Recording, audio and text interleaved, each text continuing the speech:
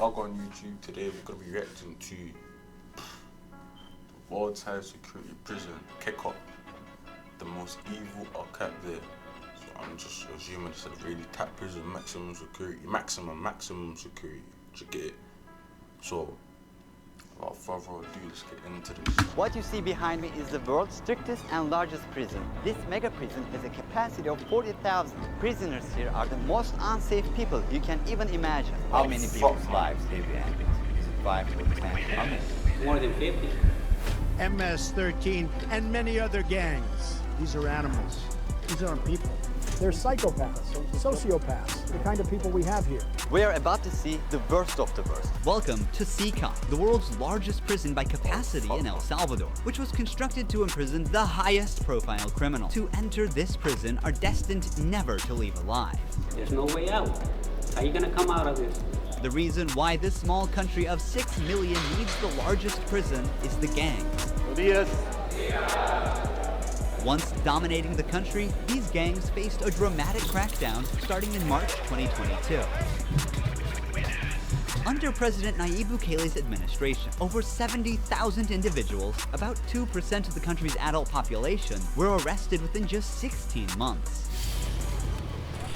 Buses transported thousands of chained gang members to CCOT in a tightly coordinated nighttime operation. Sitting one behind the other, heads lowered, they looked like a single mass. Surrounded by armed guards, none of them dared to resist commands. Their life has changed in a day. In this documentary, we will interview one of them, one of the most ruthless gang leaders, known by the nickname Psycho. 10 minutes. You only have 10 minutes. Built in 2022, this massive prison is made up of 8 separate modules spread over 410 acres of land. Each pair of modules is enclosed by 2 separate 3-meter-high walls with razor wire. The entire facility is surrounded by a towering 9-meter-high wall with a 3-meter-high electric fence carrying 15,000 volts. 19 watchtowers are ensuring nothing escapes notice. The entire design doesn't just prevent escape, it erases the very idea of it. Hello. Hello, we have permission from the presidency. The soldiers stopped us. We're hoping this will be the last checkpoint. The jammers blocked all signals within a 2-kilometer radius of CCOT, completely cutting off all communication. Over 600 soldiers work only to secure the perimeter. We are going to leave all of our belongings here before entering the prison. We will only carry our cameras and microphones, that's it. Pass slowly. Look at the camera. The body scan. I forgot my wedding ring off. Well, that needs to be put away over there. This high-capacity X-ray scanner even shows bones and internal organs. It's mainly used to scan newcomers, ensuring no one tries to sneak in anything forbidden on their body before entering. The inmates used to swallow some objects, or they would try to bring them in vaginally or anally. Micro SD memory cards, microchips, and not only that, even phone chargers. Another thorough body search has been conducted. Take off your shoes. They even inspected inside our socks. It took us around 1 hour just to pass through security, even though we were invited as media after months of applying.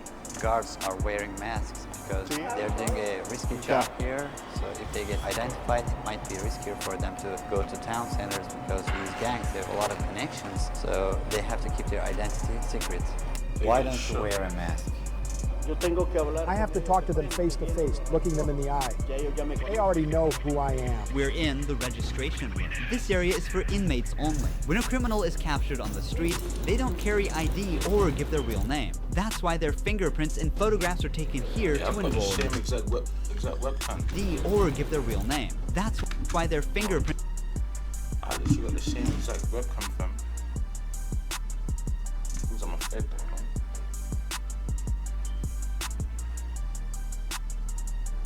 Shut up.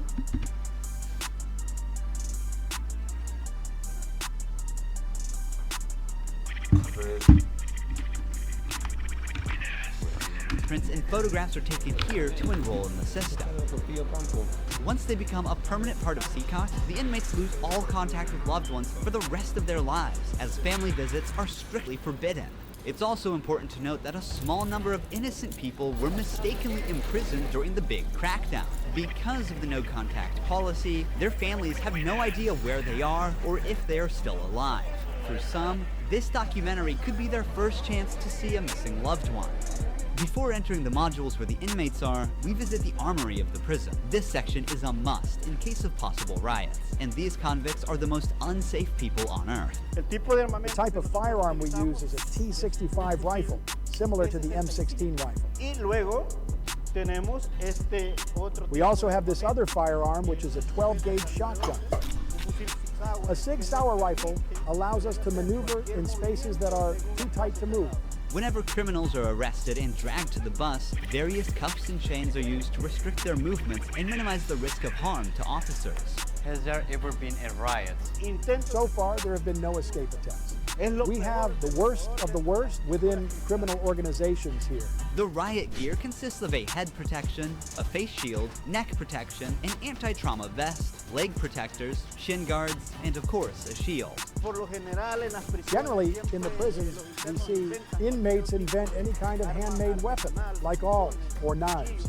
They are fully protected. You can see how he protects his feet. Since this prison is so large, we have to hop on this bus. We are entering the module area. To keep the country safe, 1,000 staff members work inside CCOM. It is impossible, but let's just imagine that an inmate get out of the fortress. These pebbles that you see are put here intentionally because when they walk on these pebbles, it works like an alarm system. It makes a noise, they cannot sneak away. Have they tried to escape? No. Did they try? Difficult, because they would have to go through a series of security rings.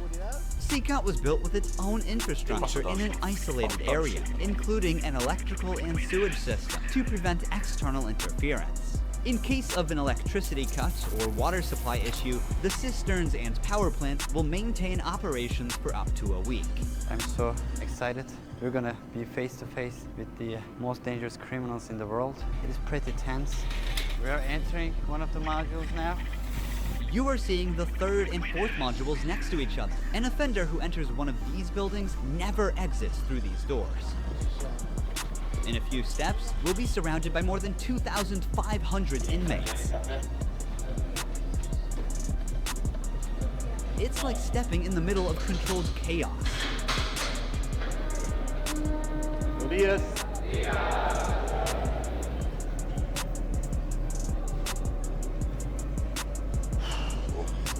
So intense. Their eyes are all on me, following my every step. Getting an eye contact with them. There are so many of them. It's speechless. I can't help but feel unease. All of them wear white shirts, shorts, and slippers. They don't have any other belongings. Most are barely out of their early 20s and convicted of serious offenses. Even the most infamous criminals in history have an average of 20 to 30 proven victims. But here, some of the inmates are responsible for hundreds of innocent people's lives. Can I ask inmates something? No. If you have any questions, I can answer them for you. If they try to communicate with you now, what are you gonna do? I'm not going to allow them. They know from them that subsequently there may be a penalty for not abiding by an instruction.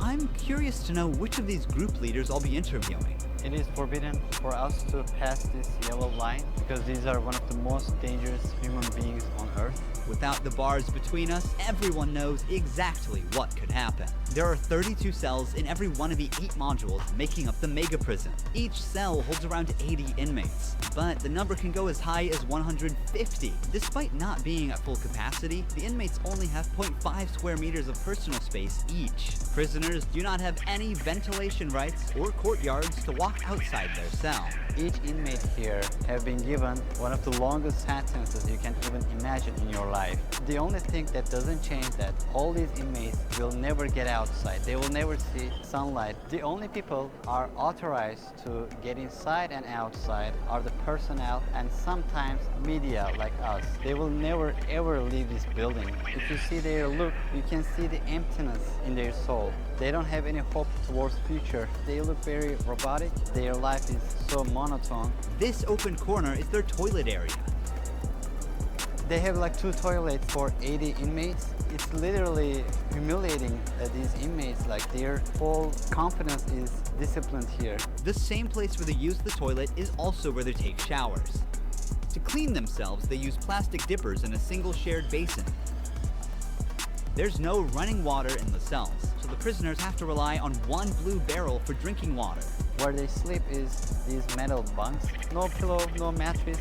Each prisoner receives just the bare essentials: a white sheet, a uniform, socks, slippers, and a towel. That's it. The prisoners spend their entire days on their 4-level bunk beds. They have stacked tightly, like items stored in a warehouse. As part of hygiene and order, inmates are shaved every 2 weeks by personnel. Long hair or beards aren't just unhygienic, they can also hide sharp objects. Let's take a look.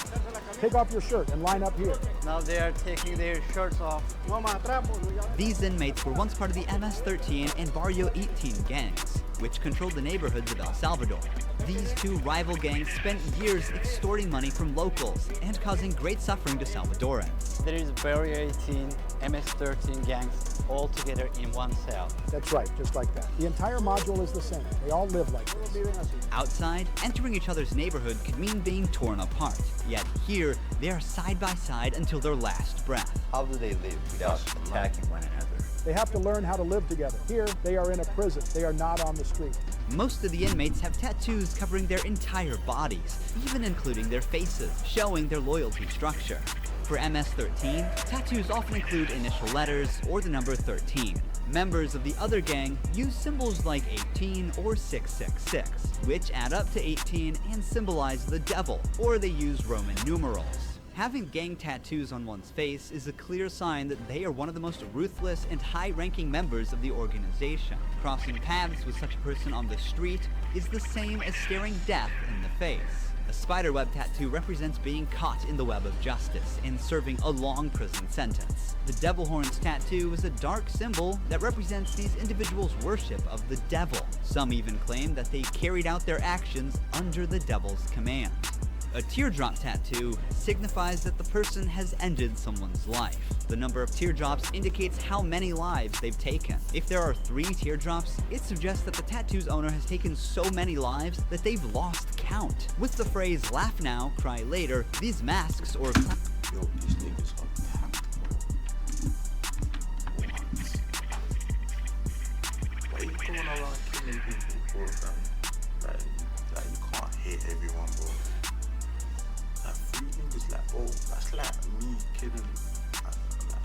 Nah, fam, I ain't no killer, I'm a good dude, fam. Like, come on, dude. clown tattoos send a clear message. Stay strong in the face of hardship now and deal with the consequences later. Are all these people truly bad? They're on another level, high-profile criminals who will never change their mentality. I wonder what they've done, fam. If you look at the upside, there's a catwalk area. Guards consistently watch over the inmates from this elevated spot above the cells.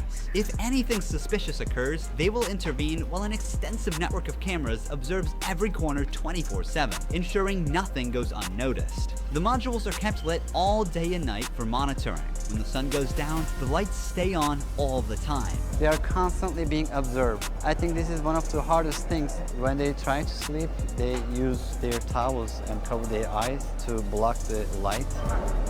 Preacher here is teaching some of the important lessons from the Bible to the inmates. They're doing physical exercise over here. There's a trainer there. This is the only time these inmates get out of their cells. These activities take place for a total of 1 hour per week, under the watch of armed guards. For the rest of the time, they are locked inside. They used to control the streets. Now, they can't even take a step with their free will. It's a rotating schedule. There's not enough space, so they can't all go out on the same day. Has there ever been a chaotic incident when the inmates were outside of their cells? So far, nothing. Whenever we focus the camera on a cell, we often catch a prisoner silently mouthing words. Even behind bars, gang members attempt to send orders to the outside. This prisoner was doing just that, but we censored him to block the message. Despite the crackdown, these groups still hold significant power outside. Rumors suggest they have plans for taking revenge by targeting innocent people. But in response, the authorities threaten to impose even harsher measures on imprisoned members. If they do that, there won't even be one meal in prison. I swear to God, they won't eat a grain of rice. Let's see how long their homeboys last inside. Here they get 3 meal times: breakfast, lunch, and dinner. Breakfast is usually beans and rice. For lunch, they get white rice and pasta. The El Salvadorians, innit, so the food might actually bang. They might actually be eating good. Let's see where we're going for the food. And dinner's pretty much the same. The only thing that changes is the drink. There's no nutritious food like chicken or meat. This is the lunch. It's rice, pasta, and 2 tortillas. Does the menu vary from day to day? No, Is it the same every day? it's always the same. It's for freshmen. Okay. It's a sugary drink. I'm going to taste it for myself. Inmates must eat with their hands and clean their plates before returning them. With a diet lacking in protein, many likely suffer from nutritional deficiencies. Before starting our interview with an inmate, I want to show you one more place that is even more extreme than what you've seen so far. Here we are in the isolation cell area. If inmates break a rule, they can be sent to these isolation cells according to the legislation. The law gives me the right to keep the prisoners in isolation for up to 15 days. These cells have sealed doors. Through this grid, I can see them and identify who's inside. We serve food here, and we also use this space to put handcuffs on them before opening the door to move them from here to their cell. Welcome to the isolation cell. If an inmate misbehaves, this is where he ends up. He won't know the time or how much longer he'll be kept inside. For days or even weeks, he sleeps on this concrete bed without ever leaving. They are cut off from the outside world, left alone with nothing but their thoughts. This is where they supply their water. There's a water basin here. They take their water here, and this is where they pee. The basin for drinking water and the toilets are located side by side. The toilet looks recently used and dirty, suggesting that this cell has recently been used. The only light they have is this little hole that barely lets the sun shine in. This openness is also the sole source of fresh air. What is the most challenging thing about isolation room, according to you? Inside, you don't even see your hands. So when someone is isolated, it is necessary for them to have something, a book, anything, to keep their mind clear. But here, they don't have access to any of that. No matter how tough a criminal is, this kind of isolation breaks them. This is necessary for the type of offender.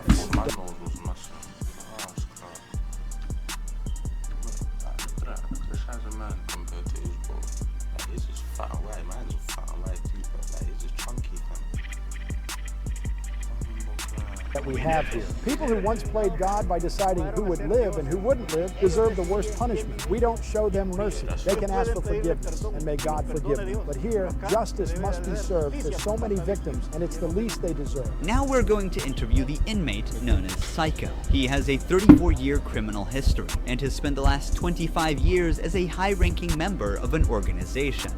10 minutes. You only have 10 minutes. 12 guards are barely enough to ensure the safety around this inmate. Remove the mask. What is your name? My name is Marvin Ernesto Medrano Vasquez. How old are you? I'm 41 years old. You don't look 41. You look younger, like 35. That's a good thing that you told me, because I feel old. Can I see your tattoos? I'm at 13. When did you join this crime organization? In 2004, but I started my criminal record since I was 11 years old.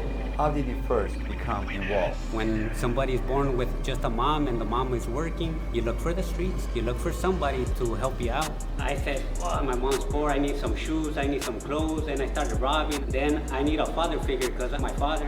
And then I looked the group of gangs. Then I did a side, and I came right here to El Salvador. It changed my life, but I seen that there were more gangs right here, and I started doing the same thing I did upstate, and I got locked up. I've always been one of them persons that wanted to accomplish the things that they put in their mind, and I accomplished everything I had to do right here. But I'm right here. This is how the devil pays the people. Is it true that to join this crime organization, you need to end someone's life? Yeah. But the first one must be one of your relatives, right? Yeah, because you got... That's what I'm talking about. Nah, I did everything I said back. Yeah, I was being fought for the generation. To gain territory for your gang, I lost my mom, my dad, my son, everything right here because of the gangs. When I could be with my family, hey, upstate, the United States, a better life. But, you know, we took wrong decisions and this is the cause of this. That's why I tell the youth, hey, go to school, listen to your mom, listen to your dad. Don't live this life that we live right here. There's no way out. How many people's lives have you ended?